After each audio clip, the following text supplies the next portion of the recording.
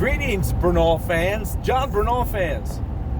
This is John Bernal, and I'm on the road in I-35 with Janet Banana here, and we're heading back to Texas. We only have 670 miles to go. But anyway, please say a prayer for us that we get home safely.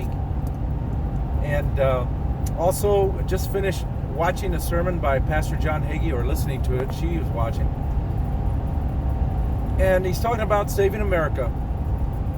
He said, of all the tens of thousands of churches we have here in this nation, only 28% are preaching the real and full Word of God. Not partially, not watered down. The hardcore truth of the Word of God. It's sad. That means that 3 out of 4 people going to church are not getting fed properly. The Bible talks about that. Anyway, he's got another service coming up at 11 o'clock a.m. Watch him online. It is a powerful message. Pastor Hagee, is not afraid to speak the Word of God unwatered down. Too many pastors are afraid to speak the Word of God for fear of offending people because it affects their lifestyle. Whether you're homosexual, whether you're an adulterer, whether you're a liar, a stealer, a thief, or whatever, he will tell you to stop those sins. He's not afraid to talk about abortion. Pastor Hagee talked about abortion. 3,000 babies are murdered every day.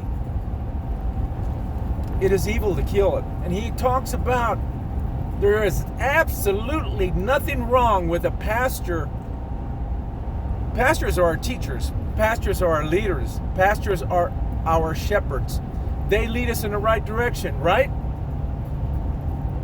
So don't criticize a pastor who tells you who you should be voting for. He never mentioned the name. He said, vote the Bible. He said, don't vote for a party that supports the murder of innocent babies in the womb, because when you do that, you're putting your fingerprint of approval on the execution of that human being, which you will be held accountable for. Not trying to scare you here, that's just cold hard truth. Don't vote for a party that embraces socialism, because as Pastor Hagee said, socialism is communism with lipstick on. You don't want to give away your country. You don't want the country or the government to tell you how to live, what to do, when to breathe, what to eat, what to buy, what to drink, what car to have, or any of those type of things. That is how dangerous this election is. We have to vote the Bible. We have to vote to protect our freedom. The First Amendment, Second Amendment. We have to vote to keep God in this country. Pastor Hagee says that our president supports Israel. Our Bible says we must support Israel, for any nation that does not will be destroyed. Pastor Hagee says that President Trump pushes for freedom of religions, especially Christianity. He protects Christians in this nation. He invokes God in prayer. We're not saying he's a holy Christian or holy man. I see him as a baby Christian he's surrounded by evangelical leaders who help him grow in the Word, help guide him there, just like any pastors help guide us here. So stop saying, oh, he's evil, he did all these things back in the past. What did you do in your past? Do you have skeletons in your closet? Are you perfect? Nobody is. So stop judging him on that. Judge him on who he is today, a man fighting for our country and freedoms. Pastor Hagee said to vote the Bible. Don't vote for socialism. Don't vote for abortion. You see the lying media. You see the Democratic Party coming out with lies and deceit to try to discolor and destroy this man. He talks about that. He's not a pastor afraid to tell you what you need to hear and not what you want to hear. So put your thick clothes on and go to church and listen to this guy. Or a pastor who speaks the truth and is not afraid to speak what you need to hear and afraid to offend. Too many pastors are afraid to offend. He cares about your soul. He cares about your soul. He cares about your soul. Your Lamb's Book of Life name. Huh? Your name in your Lamb's Book of Life. Yes, and he talks about having your names in the Lamb's Book of Life.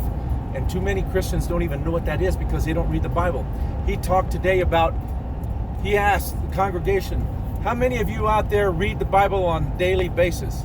And I can imagine, I was driving, but I can imagine the many, many hands that go up, majority of hands that go up, that they don't do that every day. The Bible is our guide to heaven. And if you don't answer it, if you don't read it, how are you going to know how to get there? How are you going to know who Jesus really is? Not superficial knowledge of who he is, but in-depth relationship of who he is. So I urge you, give this guy a try. Listen to him at 11 o'clock. Put your feelings aside. He's going to point out, and if he hits you with something that you're doing wrong and you feel embarrassed or angry because he called you out on it, that's called conviction. He's trying to save your life. He's trying to make you take a look at yourself in the mirror and say, well, am I really like that? We're all bad. Nobody's good on this earth. You can't get to heaven without Jesus. You can't get to heaven saying, I'm good, I'll get there, I don't need that. That's the worst thing you can do. It's called self-destruction. Anyway, give us a prayer. God bless you. Love you all. Bye.